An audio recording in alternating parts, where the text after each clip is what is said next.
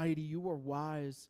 And Lord, as we come to you today and as we lift up your name, praise who you are, Lord, I pray that you would receive the offering of praise that we give to you. Lord, it is far less than you deserve, but it is all we have. So Lord, let us give it graciously and proudly to you. And Lord, I pray that you would speak to us and you would begin to mold us into the people that you have called us to be. Lord, I pray that you would open our hearts, open our minds to what you have to say to us and who you have called us to be. So Lord, I ask that you would be with us and be with this service here today. I ask this in your mighty and precious name. Amen. So today we are going to be in Judges chapter 12. We are continuing on in our study of the book of Judges, and today we are going to see the resolution of the story of Jephthah. We have been following him for a few weeks, and now we are going to see how his story comes to an end. Now, to remind you, when we last left Jephthah, he was in the process of simultaneously experiencing the greatest triumph of his life and the greatest failure. He was preparing to go into battle against the Ammonites, and God was ready to deliver them into his hands. And God does indeed deliver them into his hands. And he is able to liberate all of Israel. This is the great success. This is what God has called him to do. But before he goes into battle, he makes a vow to God. He promises that if he is victorious in battle, that he will offer something to God as a sacrifice. Now, this was a normal practice in those days, a pledge to offer something to God in gratitude for some great work of God in your life. Jephthah took it a step further, however, when he made his vow. Instead of offering something definite, he offers a vague promise.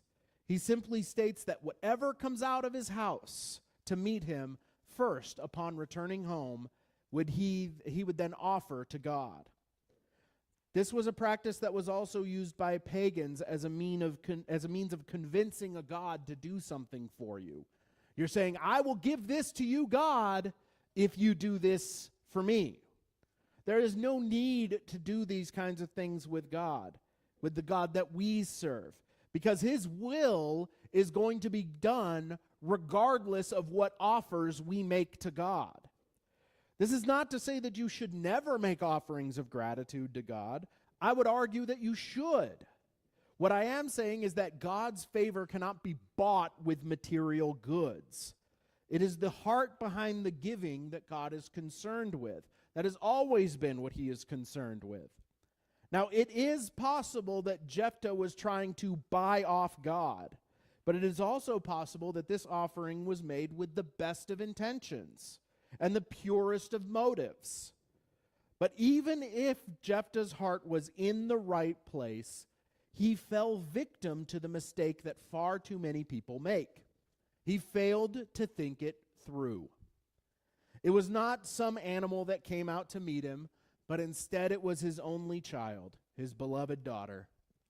Now, biblical scholars are split on whether Jephthah performed human sacrifice here or simply gave her over to a lifetime of service to God.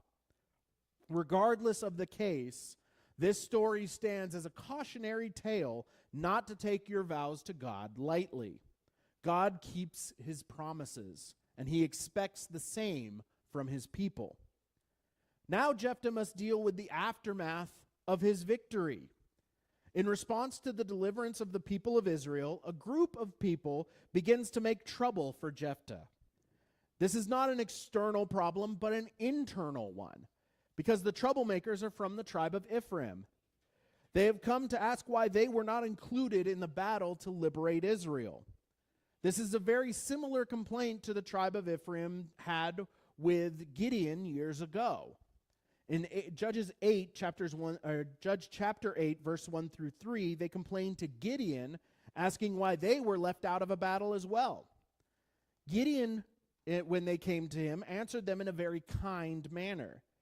He had taken with him to the battle those who God had commanded. And there was no offense intended by Gideon, and so, as such, he downplays his accomplishments and builds up the contributions that Ephraim had made. In Judges chapter 8, beginning in verse 1, it says, "Now the men of Ephraim said to him, 'Why have you done this to us by not calling us when you went to fight with the Midianites?' And they reprimanded him sharply. So he said to them, 'What have I done now in comparison with you? Is not the gleaning of the grapes of Ephraim better than the vintage of Abiezer? God has delivered into your hands the princes of Midian, Oreb and Zeb. And what was I able to do in comparison with you?' Then their anger toward him subsided when he said that." Ephraim came to Gideon, and he was kind to them when they complained. Now they are back again, and they are complaining once again. They were left out of the glory of battle. And in Judges 12, 1 through 3, they come to Jephthah to complain, much like they did to Gideon. Now Gideon received the people with kindness when they complained, but Jephthah has a much different response. Where Gideon was kind and conciliatory, Jephthah stood his ground and was harsh with the people. Judges 12, beginning in verse 1, says, "Then the men of Ephraim gathered together, crossed over toward Zaphon, and said to Jephthah, 'Why did you cross over to fight against the people of Ammon, and did not call us to go with you? We will burn your house down with you with fire.'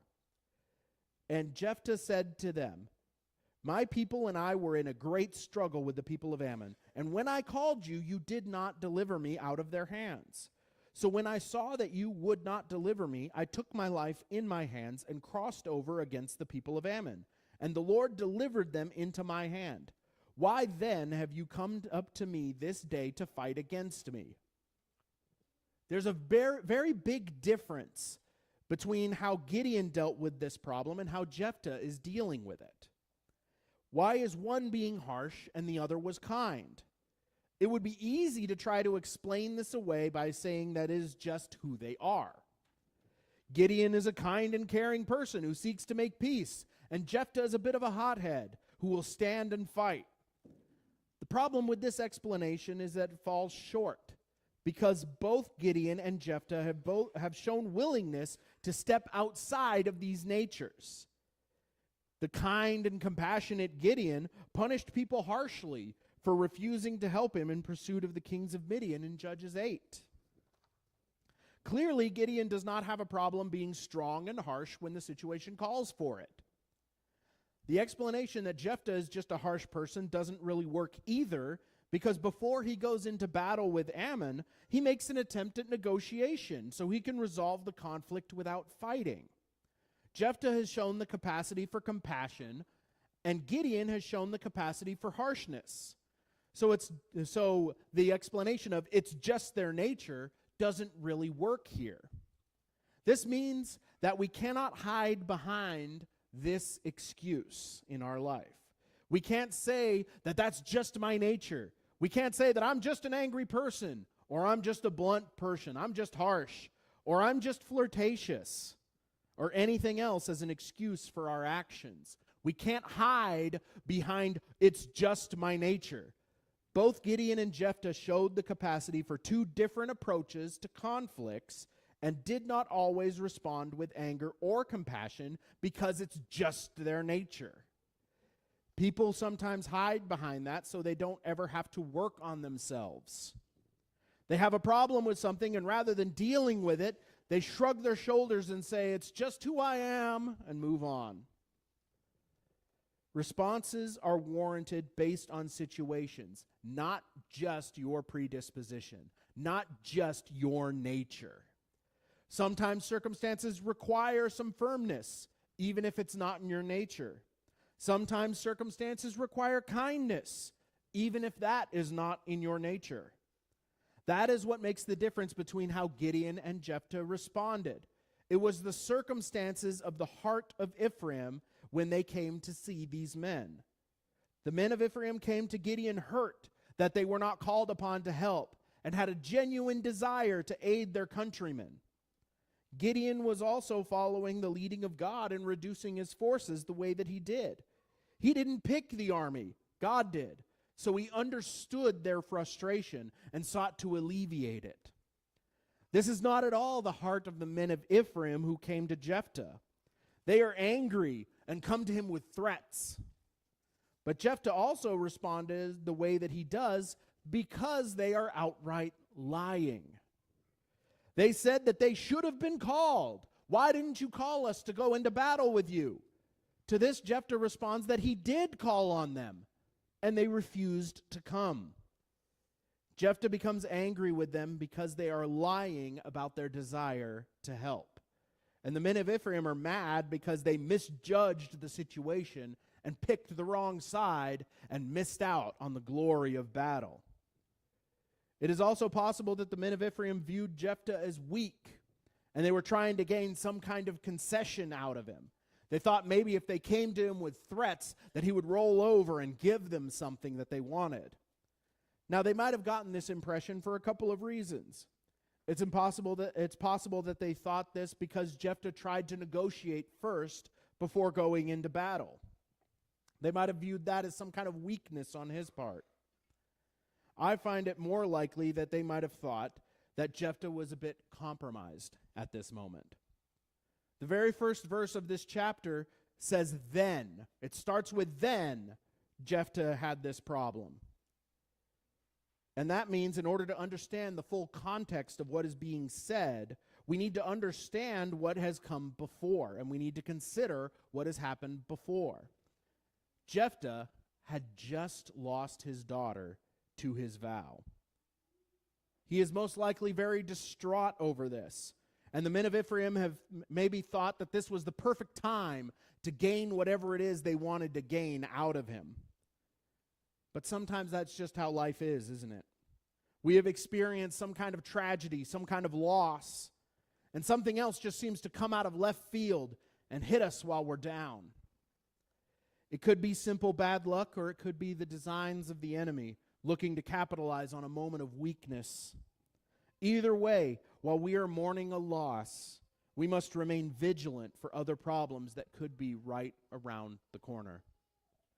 Much as we may like it to, the fact of the matter is life does not stop just because we are having a hard time. Jephthah doesn't show the weakness that Ephraim was hoping for.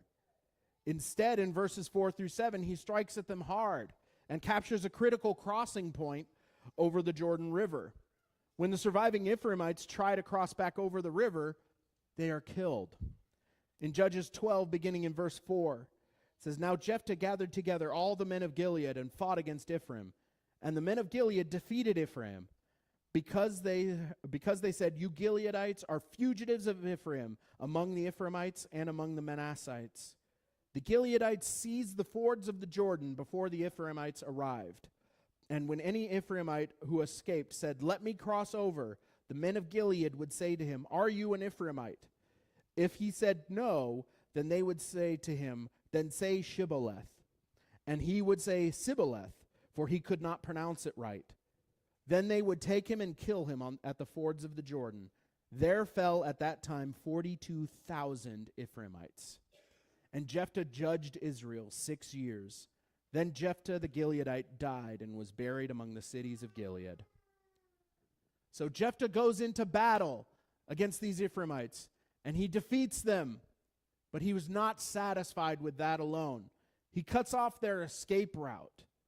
And when they attempt to cross back over, he has a test to determine who they are. The men of Ephraim may have tried to hide who they were out of fear that they would be discovered. But the fact of the matter is they could not hide who they were. Neither can we hide who we are. There are always signs that give you away. The way you look, the way you speak, the way you act. Did you know that most people in other countries can spot an American tourist a mile away?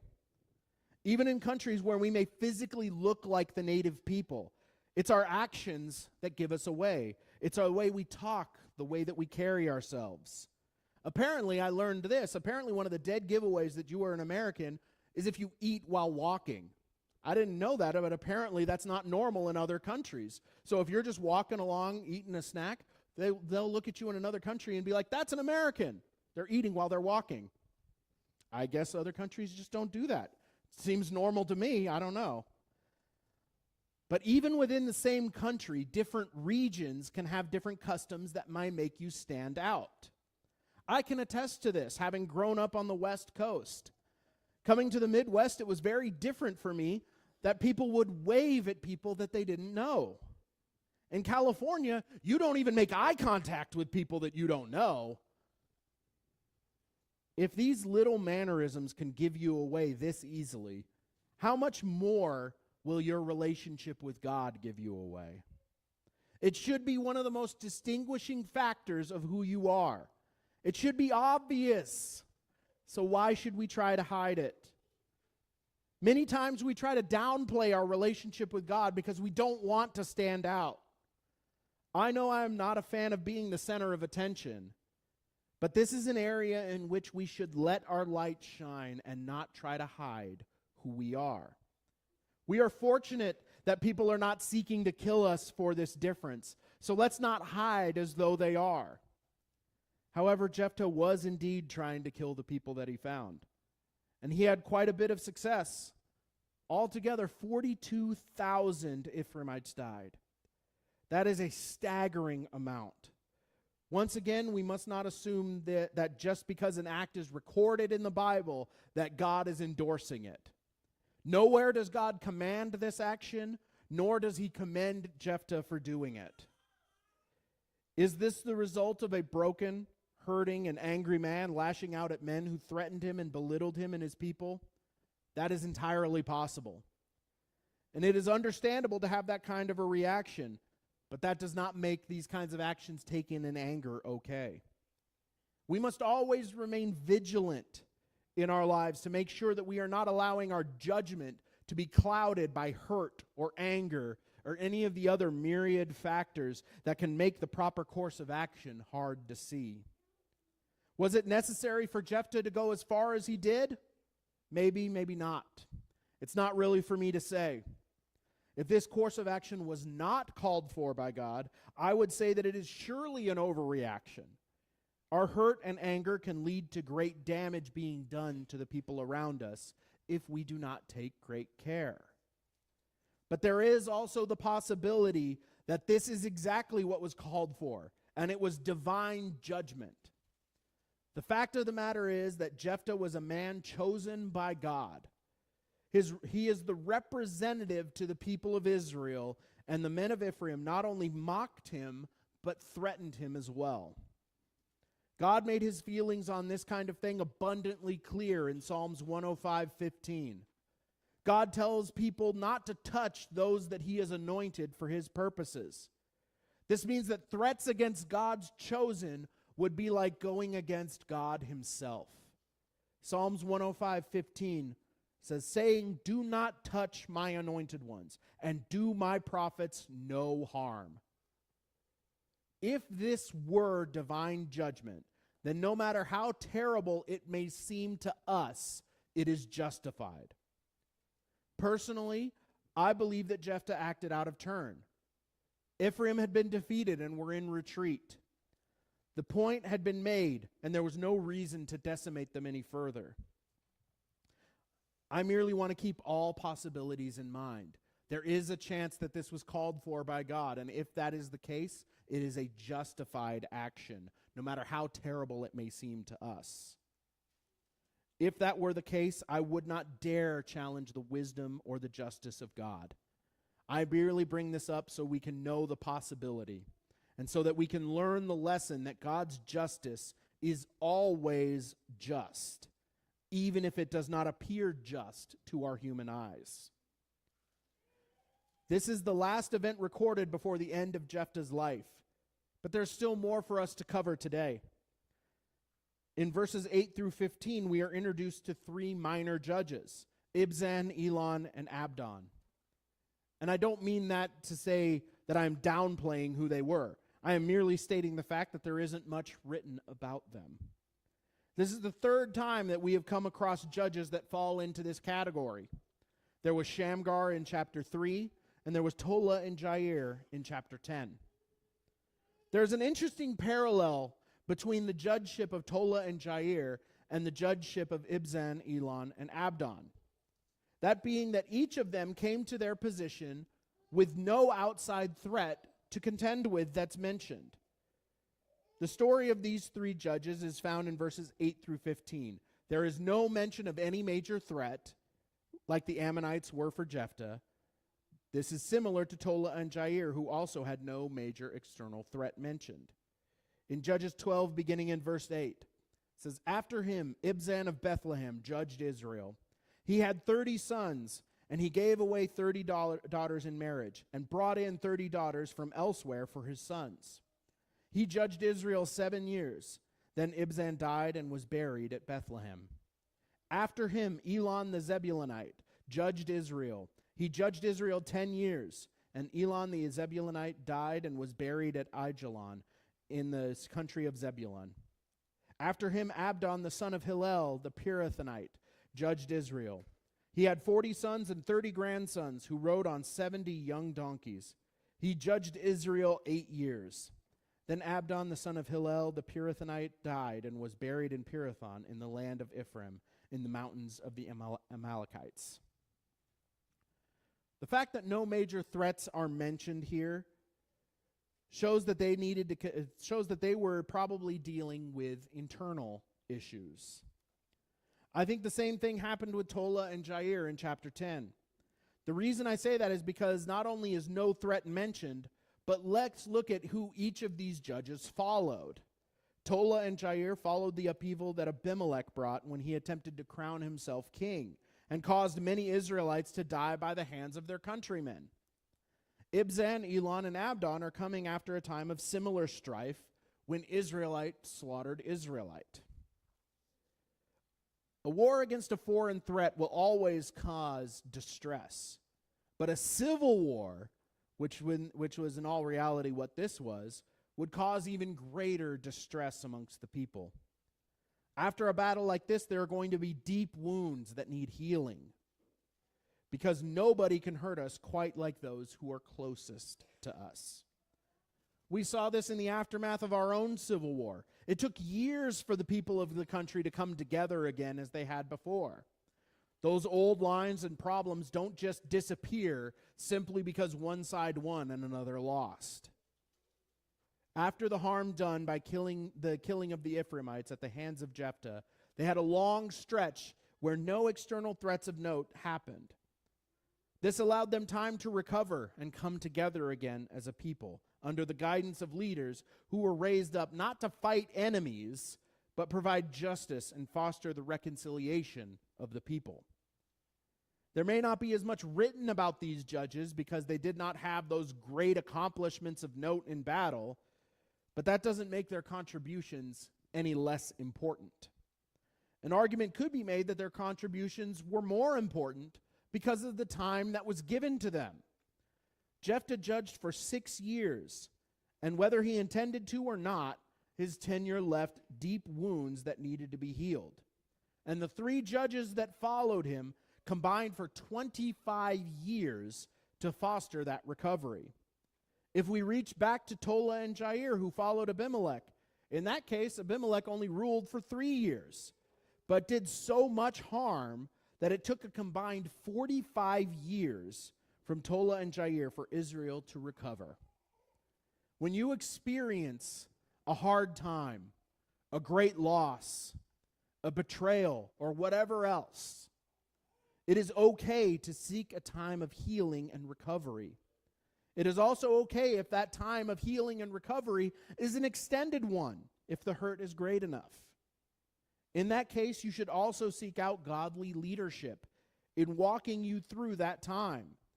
Leaders who promote an atmosphere that is conducive to healing and unity are important. Every bit as important as leaders who do the big flashy things that get more stuff written about them. Jephthah was far more flashy than Ibzan, Elon, or Abdon, but that did not make him more important than any of these men. They all served a similar role, but in different ways, and there's value in all of them. They were not without their flaws, just as with any of us. They made their mistakes, and they did not follow God perfectly. For example, Ibzan had many sons and daughters. Even that, it Yep. It is reasonable for us to assume that he had multiple wives, unless we're thinking that one woman had 60 kids, which I doubt. I'm not a doctor, but that sounds to be in the realm of physical impossibility to me. And even if you throw in some like twins and triplets and quadruplets, that's still an insane amount of kids. So, and it would appear that Abdon is similar in this regard since he had 40 sons. Now, this was not expressly forbidden by the law, which is why we saw it as a common practice of the day. But it quite clearly goes against the intended design for marriage from God. This is an area that was clarified in the New Testament with leaders like Paul, clearly setting the standard that one man and one woman is what God intends marriage to be. But this practice reveals a heart problem that all mankind shares. And that is the problem of living in the loopholes. We will find things that God has not clearly said is wrong, but we know it to be harmful in some way. Yet we do it anyway, because we like it, and it's not technically against the rules.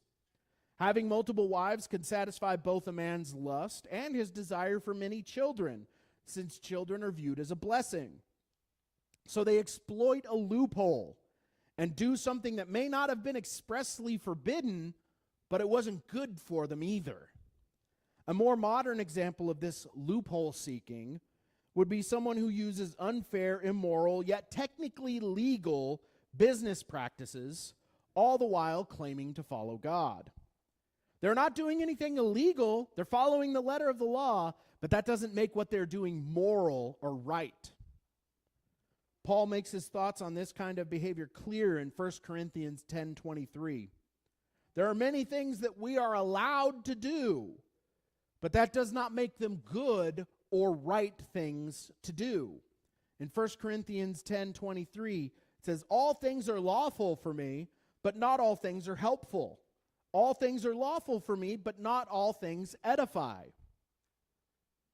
On top of this loophole seeking, it appears that Ibzan may have been trying to increase his power and influence through marriages.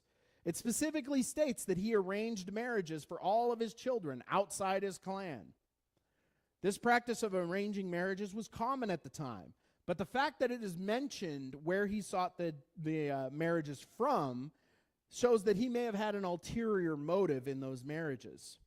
In the ancient world, royals and nobles would often seek to forge or strengthen alliances through marriage. That is very possibly what Ibzan is attempting here. This would be another thing that would fall into the category of not wrong necessarily, but surely not good either. As followers of God, we must seek to get out of this loophole mentality and stop thinking of what we are allowed to do and instead think of what is good to do. Stop trying to justify our questionable decisions and instead seek to live above reproach. So then our lives may be pleasing to God. Life with Christ is not about trying to find a way to live as much like the world as we possibly can without technically breaking the rules. We are called to live separate and holy lives unto the Lord.